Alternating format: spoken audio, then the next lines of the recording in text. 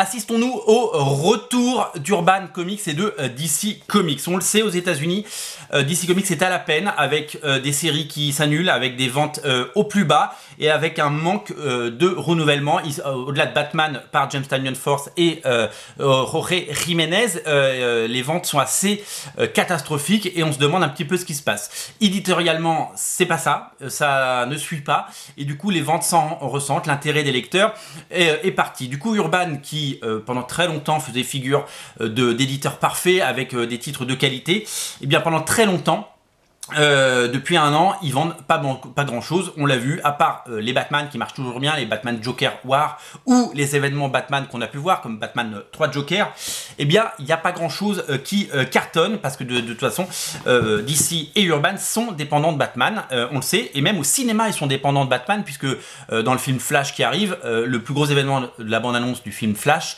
c'est l'arrivée de dos du Batman de Michael Keaton qui arrive et qui va certainement remporter la mise puisque c'est lui que les gens attendent. Batman, on est obligé de le mettre partout pour que ça marche. On avait vu une statistique, on avait fait une vidéo il y a 2 mois sur les 60 titres Batman, sur les 60 titres Urban DC Comics pardon, qui sortaient sur le mois.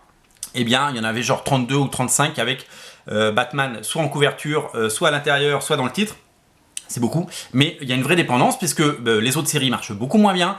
Green Lantern, Green Arrow, Robin, tout ça, ça marche beaucoup moins bien. Ce sont des petites ventes et c'est vrai qu'en France, qui est un pays historiquement Marvel, hein, avec les années Lug, Semic et tout ce qu'on a pu lire dans Strange et compagnie, eh bien, comme on a moins d'affect sur les personnages d'ici, évidemment que vous êtes très nombreux à aimer ces personnages, mais il y a quand même beaucoup moins de lecteurs de façon générale, eh bien, ces séries ont du mal, hein, on l'a vu, et des séries n'ont jamais eu de suite, comme Supergirl, hein, il y a un des premiers titres Urban, et puis la série Superman de Frank Miller et John Romita Jr., le Year One n'est jamais sorti en version française, c'est un signe, ça veut dire qu'il y a quand même un vrai problème. Aujourd'hui, ils sont obligés de sortir des gros titres, ils sont obligés d'avoir des événements et ils sont obligés d'être évidemment dépendants donc, de Batman, puisque c'est Batman qui marche. Mais il se passe quand même des choses, et on l'a vu cette semaine avec le top 10 et le succès de Batman, White Knight, Harley Quinn et DC 2 qui sont dans le top 10 et qui marchent très fort, et j'espère que ça va continuer à marcher.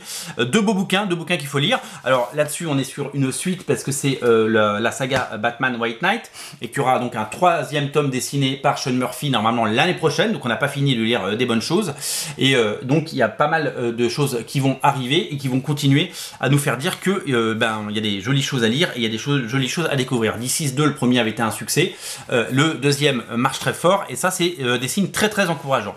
Donc il y a déjà un premier retour d'Urban avec ces sorties là, ces sorties pré-Noël qui doivent durer évidemment jusqu'aux fêtes. Mais c'est pas tout, parce que quand on regarde le calendrier de ce qui sort aux États-Unis et ce qui va arriver en France normalement en 2022, eh ben on peut se dire que ça va cartonner. Alors Batman va avoir droit à encore un nouveau coup de frais, il n'y a pas de relaunch aux États-Unis, mais à partir du numéro 118, c'est Joshua Williamson qui arrive au scénario, il remplace James Tynion de Force, et c'est Jorge Molina, magnifique Jorge Molina, qui arrive au dessin, en sachant que Jorge Jiménez revient à partir sur l'arc suivant, et donc du coup nous allons avoir 2 artistes absolument incroyables sur la série.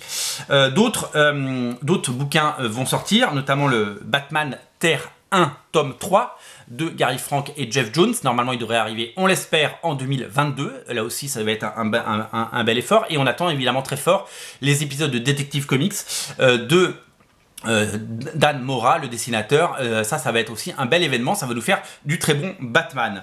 Il y a d'autres mini-séries qui arrivent, notamment une série que j'attends vachement parce que j'ai vu les premières pages, elles sont magnifiques.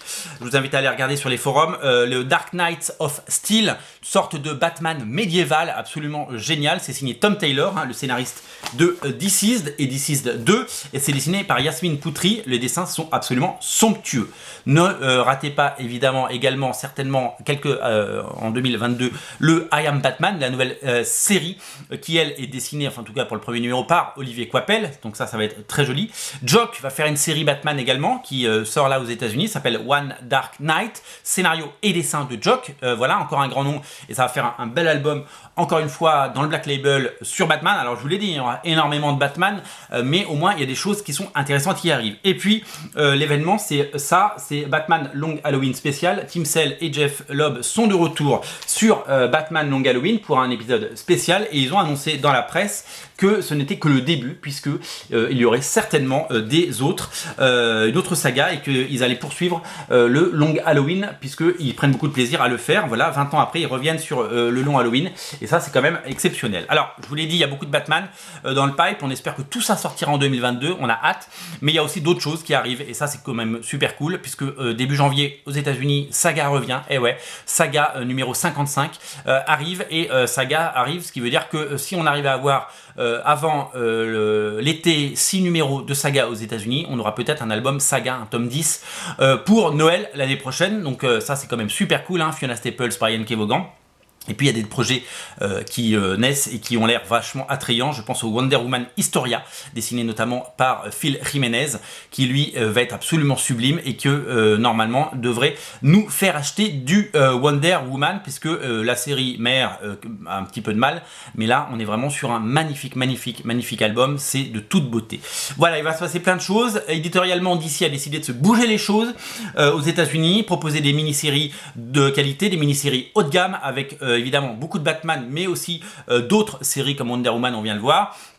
Il va se passer des choses, et donc les effets éditoriaux de DC Comics devraient avoir un impact dans les prochaines semaines et dans les prochains mois pour ce qui est de Batman et Urban Comics.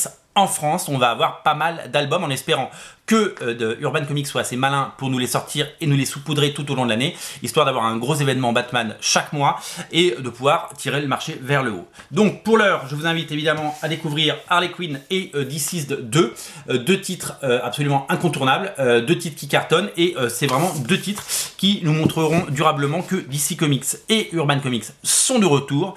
C'est évidemment ce qu'on souhaite à cet éditeur qui a vraiment bousculé le marché, qui nous apporte des choses de qualité et dont on souhaite qu'il dure longtemps et qu'il nous propose longtemps des belles et grandes histoires et des beaux livres. Voilà, ces deux bouquins sont à découvrir sur originalcomics.fr, les liens sont dans le descriptif de la vidéo.